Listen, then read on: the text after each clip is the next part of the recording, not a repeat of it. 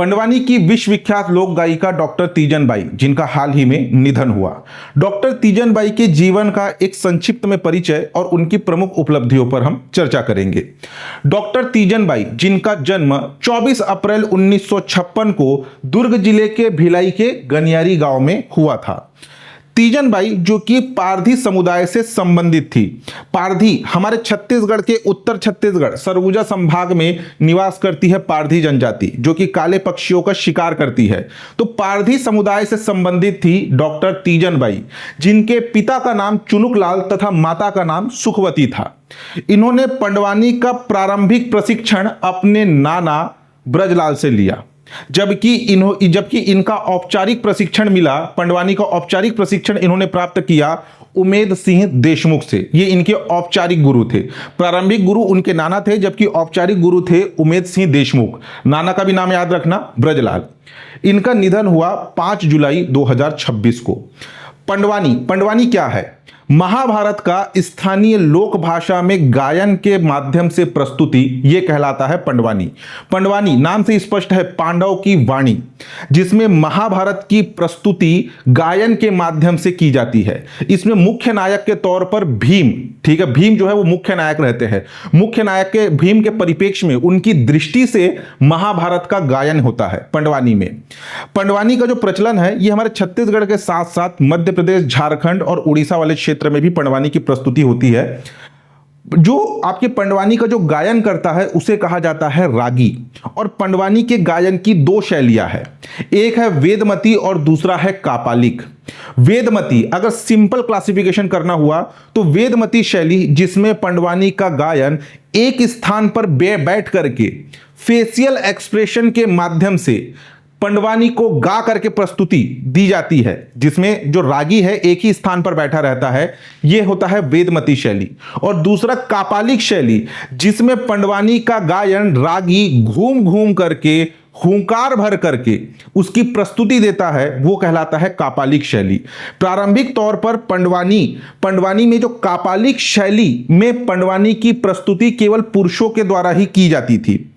तीजन बाई पहली महिला थी जिन्होंने कापालिक शैली में पंडवानी का प्रस्तुति देना प्रारंभ किया। ठीक है, देखिए, महाभारत की कथा का गायन, वादन एवं अभिनय की प्रस्तुति कापालिक शैली में खड़े होकर के, वेदमती बैठ करके गायन शैली जिसमें भावपूर्ण प्रस्तुति, चेहरे के एक्सप्रेशन के माध्यम से प्रस्तुति दी जाती है।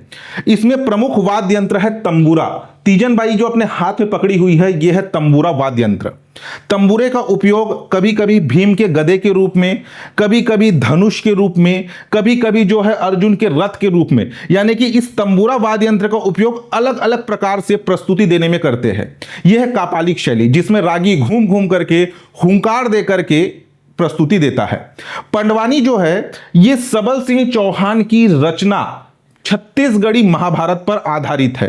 सबल सिंह चौहान की रचना है महाभारत, जो कि पद्य शैली में है, जिसमें चौपाई और दोहों के माध्यम से महाभारत की प्रस्तुति की गई है उस रचना में।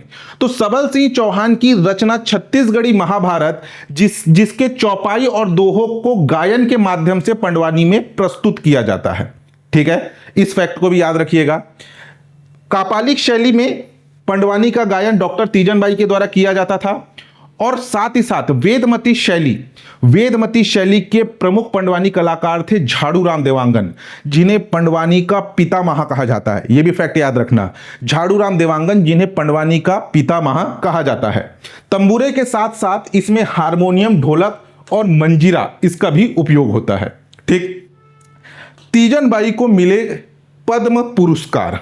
हमारे छत्तीसगढ़ की एकमात्र व्यक्तित्व जिन्हें पद्म पुरस्कार के 3 श्रेणियों से सम्मानित किया गया है। पद्म पुरस्कार की 3 श्रेणियां होती है, पद्म विभूषण, पद्म भूषण और पद्मश्री। यह भारत के नागरिकों को दिया जाने वाला सम्मान है। सबसे ऊपर होता है भारत रत्न।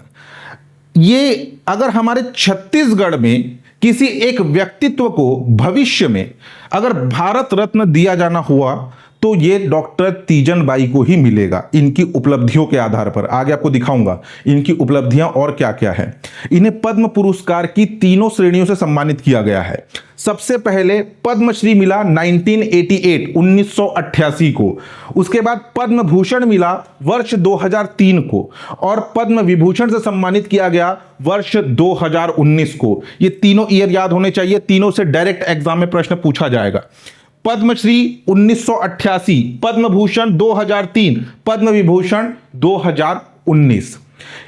अब इनसे संबंधित कुछ अन्य तथ्य। 13 वर्ष की उम्र से उन्होंने पहला सार्वजनिक मंच में प्रदर्शन किया था पंडवानी को। 13 साल की उम्र से अपनी शुरुआत की थी, पंडवानी की प्रस्तुति की।